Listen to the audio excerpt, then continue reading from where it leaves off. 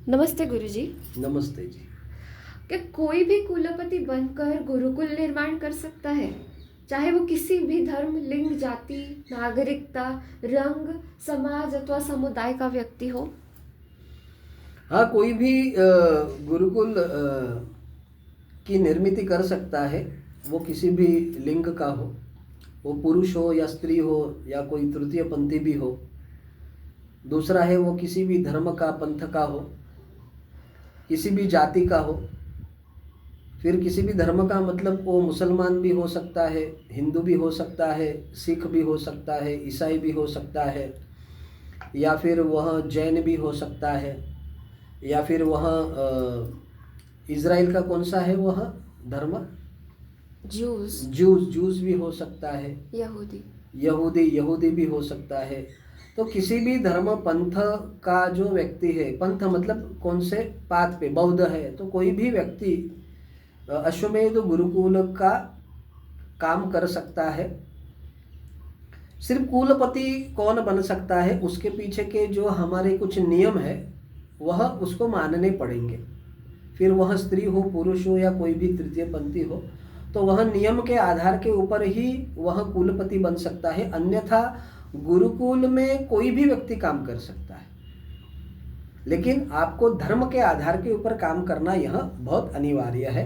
आप अधर्मी नहीं हो सकते, आप दुराचारी नहीं हो सकते, आप समझ गए ना, आप आतंकी नहीं हो सकते हैं।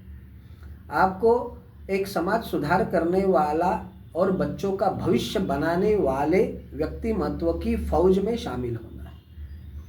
आगे आने वाला, पृथ्वी जब तक रहेगी, हजारों सालों तक रहने वाला गुरुकुल आपको बनाना है। तो कोई भी व्यक्ति कर सकता है जिसको समाज को सुधारना है, अपने बच्चों का भविष्य अच्छा करना है, समाज का भविष्य अच्छा करना है, देश का भविष्य अच्छा करना है, धर्म के लोगों का भविष्य अच्छा करना है। वसुधैव कुटुंबकम यह संकल्पना उसके मनोमस्तिष्क में है, वही व्यक्ति यहाँ पे आ सकता है।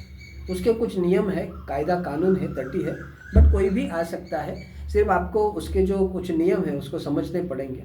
जो कुलपति कौन बन सकता है, फिर बाकी के जो लोग हैं वो कुलपति जो नहीं बन सकते हैं तो वो कौन से पद के ऊपर काम कर सकते हैं, समझ में आ गया ना। तो कोई भी व्यक्ति गुरुकुल के साथ जुड़ के गुरुकुल का जो मिशन है, जो उद्देश्य है धर्म की स्थापना करने का, उस उद्देश्य में शामिल हो सकता है। वसुधैव कुटुंबकम यह जो उद्देश्य है उसमें शामिल हो सकता है।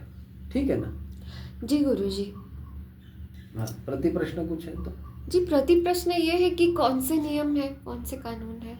वो तो हमने जैसे पहले बताया था कि जो कुलपति है उनके लिए सिर्फ नियम है। कुलपति और कुल गुरु उनके लिए नियम है, और जो भी जनपद प्रमुख रहेंगे और जनपद अधिकारी रहेंगे उनके लिए नियम है।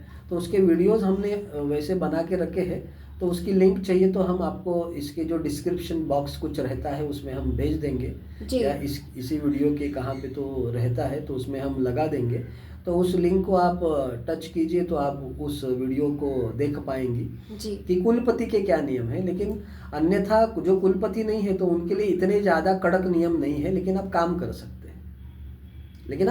सकते हैं। लेकिन एक है कि कोई भी व्यक्ति जो भी काम करेगा वह निर्व्यसनी होना ही चाहिए। यह सबसे महत्वपूर्ण है सभी लोगों के लिए, निर्व्यसनी होना ही चाहिए। तंबाकू, दारू, सिगरेट ये कोई नहीं चलेगा, कुछ भी नहीं चलेगा, ऐसा है। समझ में आएगा? तो वो होना बहुत ज़रूरी है। अगर आप नहीं छोड़ सकते तो हम आपको मदद करेंगे उसको छुड़वाने की। समझ में आ गया ना? फिर आध्यात्मिक प्रक्रिया के माध्यम से भी करेंगे और भौतिक प्रक्रिया के माध्यम से भी हम करेंगे। लेकिन हम आपको, अगर नशा है लेकिन आप काम करना चाहते हैं तो हम आपको अच्छा बनाएंगे। ठीक है ना?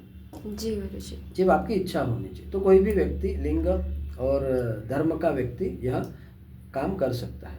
जी गुरुजी। ठीक है।